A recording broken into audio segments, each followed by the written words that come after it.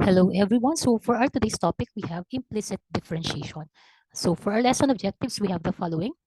Recall the differentiation rules in obtaining the derivative of a given function and apply implicit differentiation. Okay, so i-recall natin yung mga differentiation rules natin. First, we have n, derivative of a constant is 0.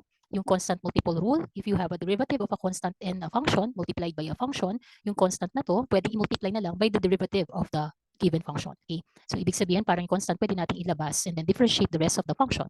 And then for our power rule, if we have the derivative of x to the n, that will be n, baba lang si exponent and then subtract. So sabi natin, diba, baba lang natin exponent, tapos subtract natin yung 1 from the exponent, regardless whether the exponent is negative, fraction, or even 0. Yan.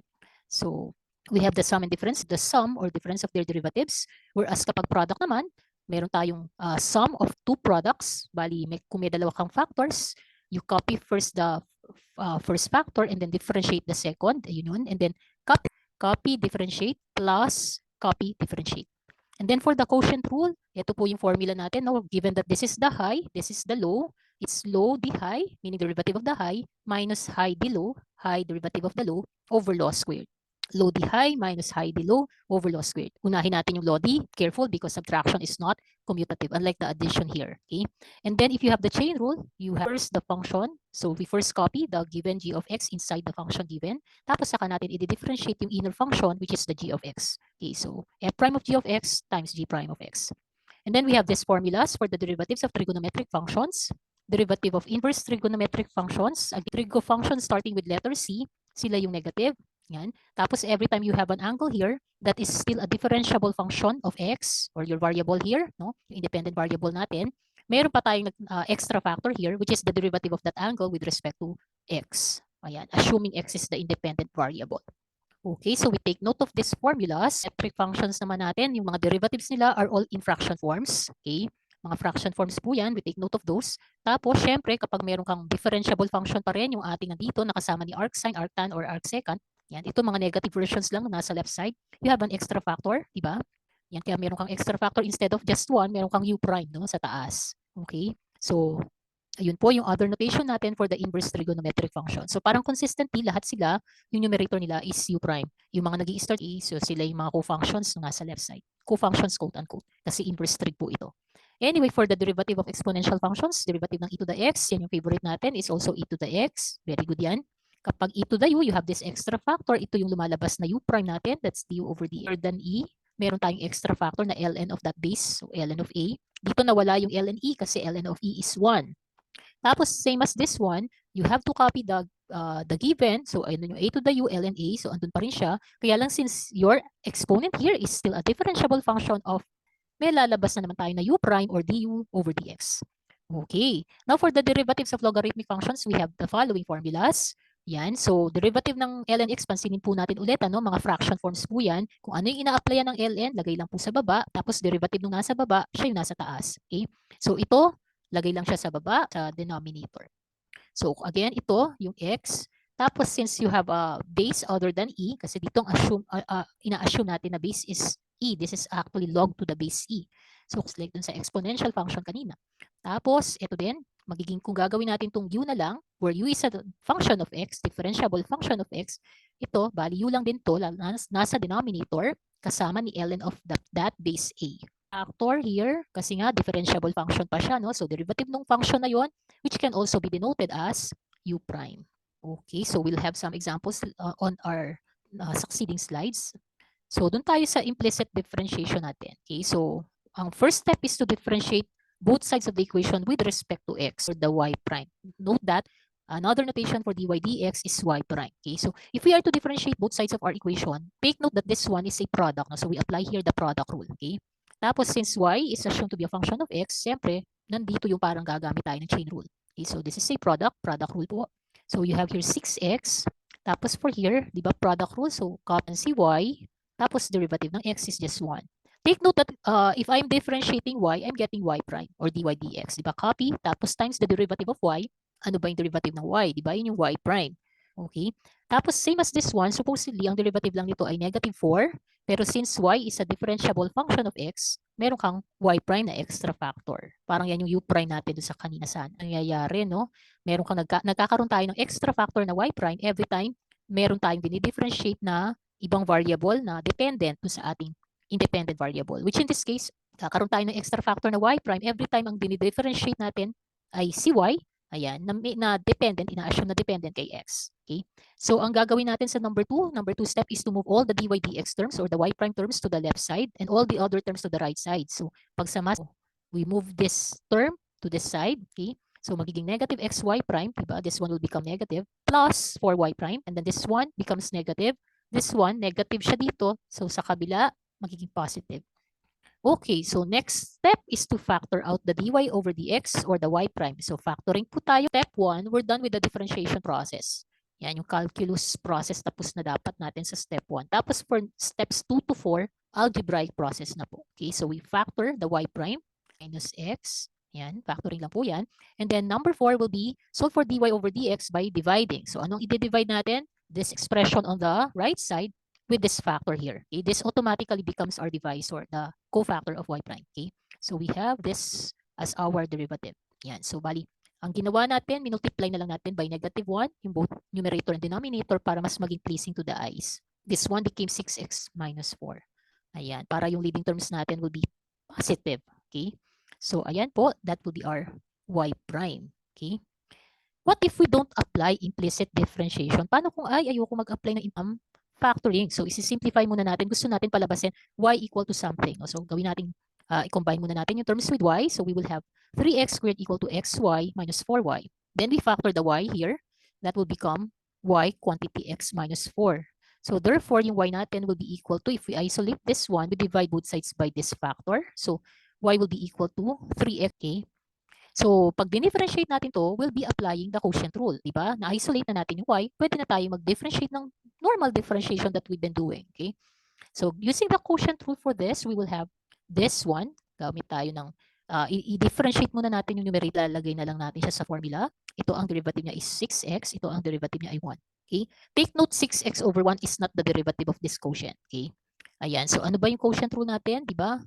Fraction bar. Kailangan natin ng fraction bar. Tapos we need to square this. Yun yung low d high minus squared. Tapos low d high will be the product of this, no? 6x times x minus 4. Okay. Ayan.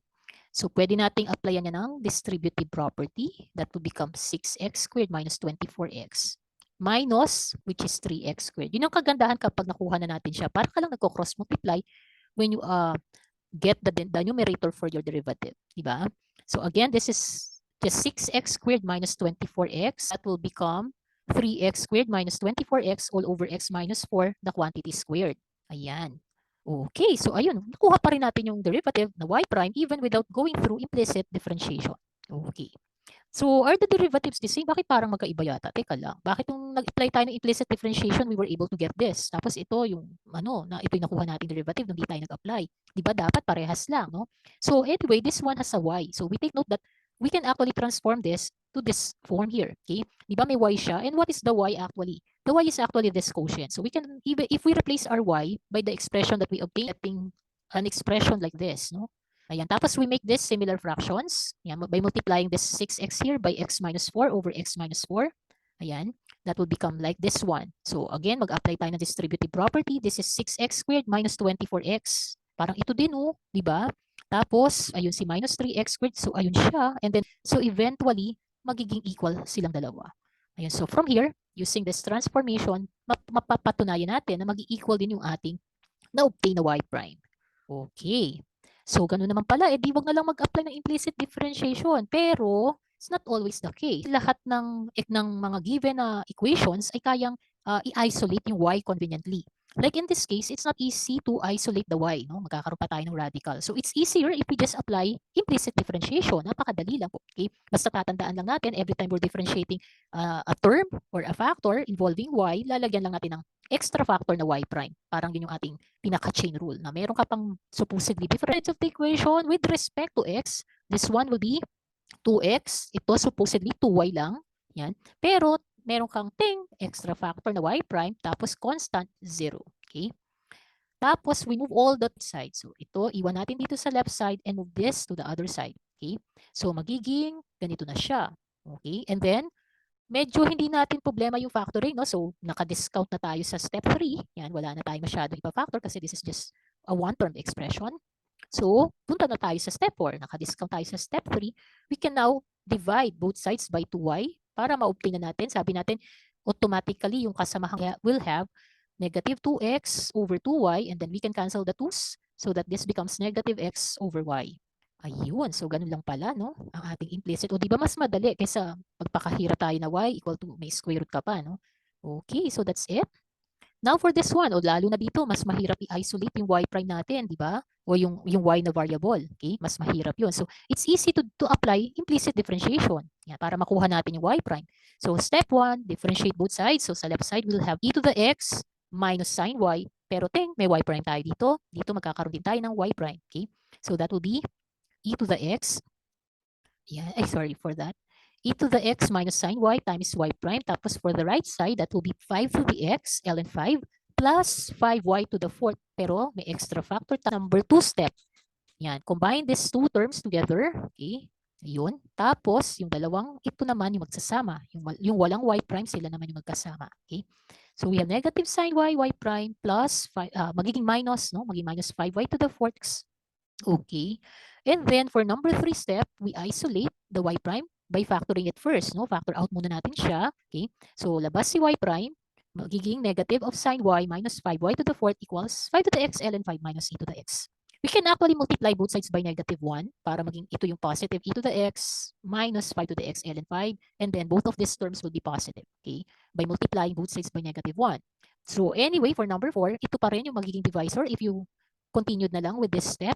Y prime will just be 5's expression, or that will become the divisor. Sabi ko nga, no, pwede tayo mag-multiply by negative 1 for both numerator and denominator. Okay, so the other version of this answer, para mas neat tingnan, will be e to the x minus 5 to the x ln 5 all over sine y plus 5y to the 4th. Pause this video if you think you still need to absorb our example. So ito po yung mga nangyari. Yan, i-fast forward ulit natin. Okay. Now for this one naman, we have tangent of xy equal to x plus 3y. Take note that your angle here is a product. So meron kang tangent muna natin to as is, as a tangent function. Derivative is secant squared of the same angle. No? Parang di ba kukopyahin mo muna siya. We expect a y prime sa loob dun sa product rule na. And then for this one din, meron tayong y prime na ini-expect. Okay? So secant squared of xy muna tayo for that. Okay? Rule, what's the derivative of xy? That will be copy differentiate plus copy differentiate. So take note, derivative of x is just 1. Okay? So right side will be 1. Derivative of this is just 3. Tapos you have an extra factor, y prime. Okay, so take note to this factor, no? I-distribute natin siya, okay, to this binomial. Okay? So yung ating 3y prime, pag minove natin sa kabilang side, ang makakasama niya, just the secant squared xy and the xy prime. Itong multiplier na to. Okay? Tapos minus 3y prime. And then you have a 1 on the right side. Ang makakasama ni 1, yung walang y prime na factor. Ito ay walang y prime na term. Itong y secant squared x. Okay. Tawag nga ng mga estudyante doon sa process na is to transpose, quote unquote. Okay. And then we factor out the y prime here. Take note that these are actually 3 factors. Secant squared xy, x is another factor, and then si y prime. You have 3 factors. So y prime labas natin. Tapos ito din labas. So you're left with x. Inarrange ko na lang yung x sa unahan by commutative property, x, a. Actually, kung gusto nyo ma-avoid yung ambiguity, pwedeng lagyan din ng extra grouping symbol yung angle dito. Okay. Minsan ginagawa natin yung to avoid ambiguity. Okay. Ayan. Tapos sabi natin, di ba, yung extra factor na to automatically becomes the divisor sa step 4. So that will be 1 minus y, secant squared xy, coming from here, all over. Okay, so that is our example number 4, I think. Now let's go to our other examples. Find y prime if tangent arctan of y is equal to pi over 4 cosine x squared at x equals 0. So evaluating to, no? Mag-evaluate tayo ng y prime. So we expect a numerical value for our final answer here. Okay. So first, step 1, differentiate both sides. So derivative of this arctan. So fraction yan, ano? Fraction. So we have 1 plus y squared. Parang this serves as our u. Okay. Tapos times the derivative of that u, which is y prime, equals, labas tong constant derivative of this one, this serves as the u. Cosine u, di ba? Negative sine u. So negative sine of that u. Yan. Times your u prime, no? So derivative of that is 2x. Okay. Tapos, at x equals 0 daw, bali y prime pala. Y prime muna. lagay natin siya dun sa unahan. So, since ito ay nasa denominator, mapupunta naman siya sa taas, no? So, that will be, arrange lang natin, no? So, negative 2x, negative 2 pi x, quantity 1 plus y squared, tapos sine of x squared, all over 1 plus y squared. Ay, sorry. All over 4 pala. Sorry for that. 4 na lang pala yung denominator. Okay. Now at x equals 0, this factor will be 0, no? This angle here will be 0. So sine 0 will be 0. Okay? Tapos ito din magiging 0. So since you have a 0 factor already, you don't need dapat isasolve pa natin yung corresponding y when x is 0 for here, no? Yan. So kaya lang dito medyo napipid na tayo sa step kasi you have 0 over 4, that will be just 0. So our y prime is equal to 0. Pero kung halimbawang kailangan natin isolve yung y, balis ito, no, magiging arctan, side computation natin of y is equal to pi over 4. Tapos at x equals 0, this will be cosine 0. This factor will be cosine 0 and that is 1. So, bali meron kang arctan of y equal to pi over 4. Meaning, yung y value mo is equal to 1. Diba? Parang it's like applying the tangent function on both sides. Diba? In solving for an inverse, solving for inverse trigonometric functions. No? So, apply your inverse trigo function para mag-cancel to. So, y is equal to tangent pi over 4 and that is equal to 1. Pero hindi na natin masyadong kakailanganin yun. Supposedly, this factor will become 2, 1 plus 1. Kasi may mga zero factors na tayo. Okay, so this is our final answer for this example. Now for our other example here, we have ln of 3x plus 2y equal to sine pi x. This time, we don't need to solve for the corresponding y at x equals 0 kasi we're given that at x equals 0, y is 1 half. Okay? So again, step 1, differentiate both sides. Quotient. Lagay ito automatically sa baba, yung kasamahan ni ln. Okay? Tapos whatever the derivative of the denominator becomes your numerator. So derivative of this is 3. Derivative of this is 2y prime. Yan.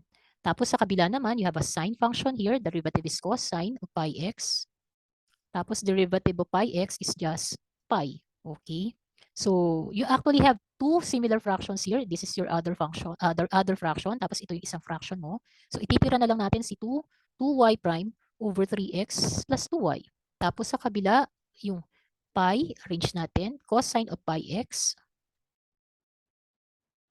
Yan. Tapos isa-subtract natin yung other fraction dito, no? Minus 3. The other fraction is 3 over 3x plus 2y. Ayan, so we substitute here the 0 and 1 half simultaneously. So, by the way, yung y prime, di pa pala natin nasa-solve. So, y prime, we were getting radical niya, yung multiplier nito. No? So, 3x plus 2y all over 2 multiplied by pi cosine pi x. Yan. Minus 3 over 3x plus 2y. Magka-cancel pala siya, no, yung 3x plus 2y eventually. Okay, so that's our y prime. Pagka dinistribute, magka-cancel siya with that 3x plus 2y. Pero at x equals 0, take note, no? Substituting it here, 0, this will be 0. 2 times 1 half will be 1. So this factor will just be 1 half. Okay? Tapos dito naman, you have a pi there. Cosine of pi times 0. Cosine 0 will be 1. Okay? Cosine 0 yun. Tapos minus 3. 0 plus 1. So over 1. Okay? Ayun. Tapos, meron kang pi minus 3 sa numerator. Sa denominator, you have 2. So, the final answer is pi minus 3 all over 2. Okay. So, I hope you are now ready for our time for questions. Let's have question number 1. Find the derivative of y with respect to x. You can pause this video if you want to have more time answering. Okay. So, meanwhile, I will reveal the answer. Okay. So, tangent y, let's have it. Let's have the derivative of that. That will be secant squared y. Pero may extra factor tayo na y prime. Tapos for here, you have 5e to the x. Wala tayong extra factor kasi parang yung x prime is just 1. Okay? Tapos derivative of that is y prime. Okay? So combining the two, you have y prime. Y prime, labas muna natin. Tapos you have secant squared y minus, this one, paglipat niya, that will be positive. No? So magiging plus 1. Okay? Ayan. Medyo clear ko lang yung naging ink natin, yung markings. Okay.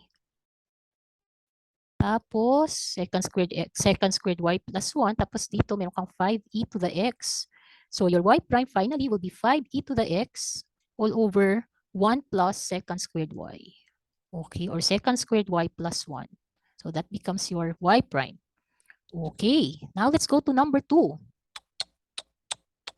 Okay, fast forwarding our timer. Let's find the derivative of both sides. Derivative of sine is cosine of xy times the product's derivative. So medyo sanay na tayo dyan. That will be xy prime plus y.